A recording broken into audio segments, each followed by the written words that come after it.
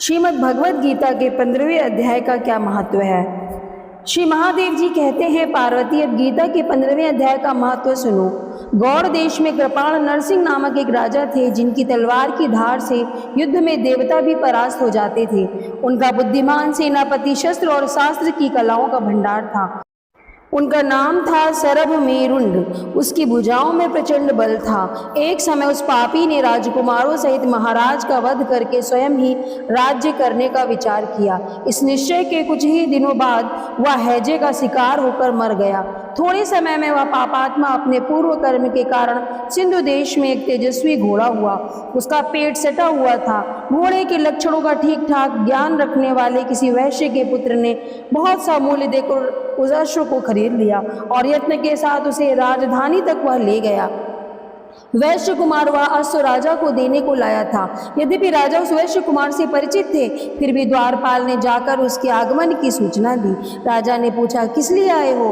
तब उसने स्पष्ट शब्दों में उत्तर दिया, देव, सिंधु देश में एक उत्तम लक्षणों से संपन्न अश्व था, जिसे तीनों लोगों का एक रत्न समझकर मैंने बहुत सा मूल्य देकर खरीद लिया है। राजा ने आज्ञा दी, उस अश्व को यहाँ ले आओ। वास्तव में वह घोड़ों में उच्च श्रवा के समान था। सुंदर रूप का तो मानो घर ही था। शुभ लक्षणों का समुद्र जान पड़ता था। वैसे घोड़ा ले आया और राजा ने उसे देखा। अश्व का लक्षण जानने वाले अमात्यों ने इसकी बड़ी प्रशंसा की। सुनकर राजा अपार आनंद में निमग्न हो गए और उन्होंने वैश्य को मुंह मांगा सुवर्ण देकर तुरंत ही उस अश्व को खरीद लिया। कुछ दिनों के बाद एक समय राजा शिकार खेलने के लिए उत्सुक होकर उसी घोड़े पर चढ़कर वन में गए। वहाँ मृगों के पीछे इन्होंने अपना घोड़ा बढ़ाया। पीछे पीछे सब ओर से दौड़कर आते हुए समस्त सैनिकों का साथ छूट गया। वे हिरणों द्वारा आकृष्ट होकर बहुत दूर निकल गए। प्यास ने उन्हें व्याकुल कर दिया। तब वे घोड़े से उतरकर जल की खोज करने लगे।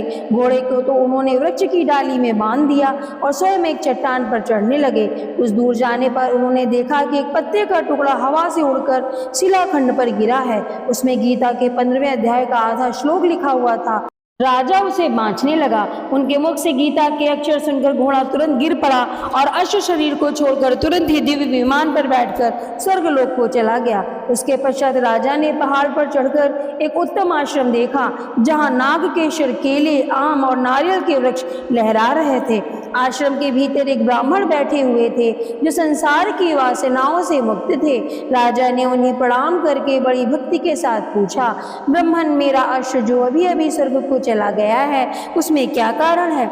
राजा की बात सुनकर त्रिकालदर्शी मंत्रवेत्ता एवं महापुरुषों में श्रेष्ठ विष्णु शर्मा नामक ब्राह्मण ने कहा, राजन, पूर्व काल में तुम्हारे यहाँ जो सरभ मेरुंड नामक सेनापति था, वह तुम्हें पुत्रों सहित मारकर स्वयं राज्य हड़प लेने को तैयार था। इसी बीच में हैजे का शिकार होकर वह मृत्यु को प्राप्त हो गया। उसके बाद वह उसी पाप से घोड़ा हुआ था। यहाँ कहीं गीता के 15वें अध्याय का आधा श्लोक लिखा मिल गया था। उसे ही तुम बांचने लगे। उसी को तुम्हारे मुख से सुनकर वह अश्व स्वर्ग को प्राप्त हुआ है। उसके पश्चात राजा के पार्श्ववर्ती सैनिक उन्हें ढूंढते हुए वहां आ पहुंचे। उन सबके साथ ब्राह्मण को प्रणाम करके राजा प्रसन्नता पूर्वक वहां से चले और गीता के 15वें अध्याय के श्लोकाक्षरों से अंकित उसी पत्र को बाँच बाँच कर प्रसन्न होने लगे। उनके नेत्र हर्ष से खिल उठे थे। घर आकर उन्होंने मंत्रवेत्ता मंत्रियों के साथ अपने पुत्र सिंहबल को राज सिंहासन पर अभिषिक्त किया और स्वयं 15वें अध्याय के जप से विशुद्ध चित्त होकर मोक्ष प्राप्त कर लिया। यह था गीता के 15वें अध्याय का महत्व। अब हम गीता के 15वें अध्याय के श्लोकों का अर्थ पढ़ेंगे, जो भगवान श्री कृष्ण ने अपने मुख से अर्जुन को सुनाए थे। ओम श्री परमात्मने नमः। ओम श्री परमात्मने नमः। ओम श्री परमात्मने नमः। गीता के 15वें अध्याय में कुल 12 श्लोक हैं। अब सबसे पहले आदि पुरुष नारायण वासुदेव भगवान, जो नित्य और अनंत हैं, वह भगवान अर्जुन से बोलते हैं, आदि पुरुष परमेश्वर रूप मूल वाले और ब्रह्मा रूप मुख्य शाखा वाले, जिस संसार रूप पीपल के वृक्ष को अविनाशी कहते हैं तथा जिसके पत्ते वेद कहे गए हैं, उस संसार रूप वृक्ष को जो पुरुष मूल सहित तत्व से जानता है वह वेद के तात्पर्य को जानने वाला है। हे अर्जुन, उस संसार वृक्ष की तीनों गुण रूप जल के द्वारा बढ़ी हुई एवं विषय भोग रूप कोपलों वाली देव, मनुष्य और तिर्यक आदि योनि रूप शाखाएं नीचे और ऊपर हर जगह फैली हुई हैं तथा मनुष्य योनि में कर्मों के अनुसार बांधने वाली अहंता, ममता और वासना रूप जड़ें भी नीचे और ऊपर सभी लोकों में व्याप्त हो रही हैं। परंतु इस संसार वृक्ष का स्वरूप जैसा कहा है वैसा यहाँ विचार काल में नहीं पाया जाता है, क्योंकि ना तो इसका आदि है और ना अंत है तथा ना अच्छी प्रकार से स्थिति ही है। इसलिए इस अहंता, ममता और वासना रूप आदि दृढ़ मूलों वाले संसार रूप पीपल के वृक्ष को दृढ़ वैराग्य रूप शस्त्र द्वारा काटकर उसके उपरांत उस परम पद परमेश्वर को अच्छी प्रकार खोजना चाहिए कि जिसमें गए हुए पुरुष फिर पीछे संसार में नहीं आते हैं और जिस परमेश्वर से यह पुरातन संसार वृक्ष की प्रवृत्ति विस्तार को प्राप्त हुई है, उसी आदि पुरुष नारायण के मैं शरण में हूँ। इस प्रकार दृढ़ निश्चय करें। नष्ट हो गया है मान और मोह जिनका तथा जीत लिया है आसक्ति रूप दोष जिन्होंने और परमात्मा के स्वरूप में है निरंतर स्थिति जिनकी तथा अच्छी प्रकार से नष्ट हो गई है कामना जिनकी, ऐसे वे सुख दुख नामक द्वंद्वों से मुक्त हुए ज्ञानी जन उस अविनाशी परम पद को प्राप्त होते हैं। उस स्वयं प्रकाशमय परम पद को न सूर्य प्रकाशित कर सकता है, न चंद्रमा और न अग्नि ही प्रकाशित कर सकती है तथा जिस परम पद को प्राप्त होकर मनुष्य पीछे संसार में नहीं आते हैं वही मेरा परम धाम है। हे अर्जुन, इस देह में यह जीवात्मा मेरा ही अंश है और वही इस त्रिगुण मई माया से स्थित हुई मन सहित पांचों इंद्रियों को आकर्षित करती है।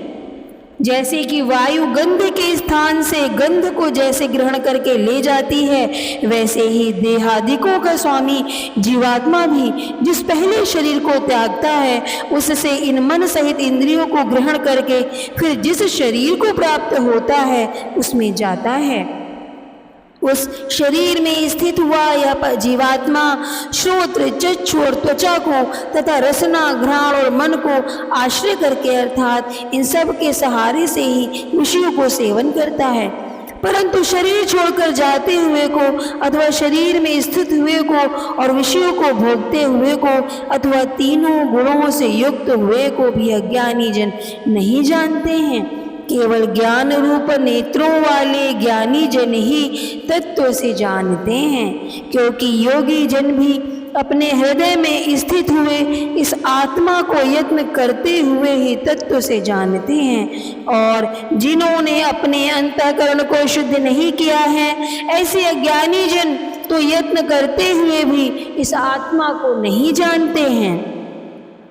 हे अर्जुन, तो तेज सूर्य में स्थित हुआ संपूर्ण जगत को प्रकाशित करता है तथा जो तेज चंद्रमा में स्थित है और जो तेज अग्नि में स्थित है उसको तू मेरा ही तेज जानो।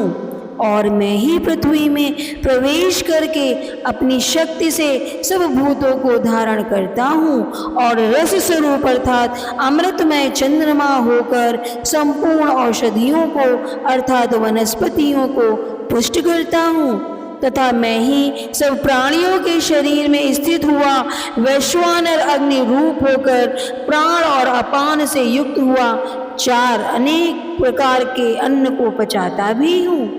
और मैं ही सब प्राणियों के हृदय में अंतर्यामी रूप से स्थित हूँ तथा मेरे से ही स्मृति, ज्ञान और अपोहन होता है और सब वेदों द्वारा मैं ही जानने के योग्य हूँ तथा वेदांत का कर्ता और वेदों को जानने वाला भी मैं ही हूँ।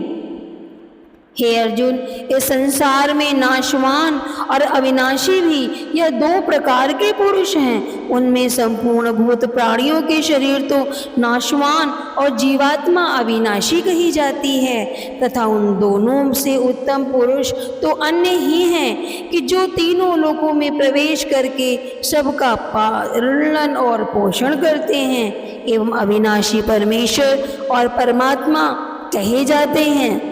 क्योंकि मैं नाशवान जड़ वर्ग क्षेत्र से तो सर्वथा पुराना हूँ और माया में स्थित अविनाशी जीवात्मा से भी उत्तम हूँ, इसलिए लोक में और वेद में भी पुरुषोत्तम नाम से प्रसिद्ध हूँ। हे भारत, इस प्रकार तत्व से जो ज्ञानी पुरुष मेरे को पुरुषोत्तम जानता है, वह सर्वज्ञ पुरुष सब प्रकार से निरंतर मुझ वासुदेव परमेश्वर को ही भजता है।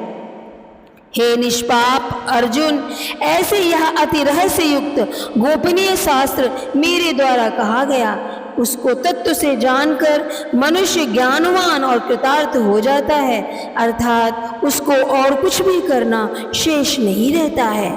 इति श्रीमद् भगवद गीता रूपी उपनिषद एवं ब्रह्म विद्या तथा योग शास्त्र विषयक श्री कृष्ण और अर्जुन के संवाद में पुरुषोत्तम योग नामक 15वां अध्याय।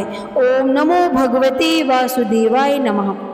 इस पूरे अध्याय में भगवान ने अपने परम गोपनीय प्रभाव भली प्रकार से कहा है। जो मनुष्य उक्त प्रकार से भगवान को सर्वोत्तम समझ लेता है, और उसका मन एक क्षण भी भगवान की चिंतन का त्याग नहीं कर सकता है, क्योंकि जिस वस्तु को मनुष्य उत्तम समझता है उसी में उसका प्रेम होता है। अतएव हम सबका मुख्य कर्तव्य है कि भगवान के परम गोपनीय प्रभाव को भली प्रकार समझने के लिए नाशवान क्षण भंगुर संसार की आसक्ति का सर्वथा त्याग करके एवं परमात्मा के शरण होकर भजन और सत्संग की नित्य प्रतिदिन कोशिश करती रहना चाहिए।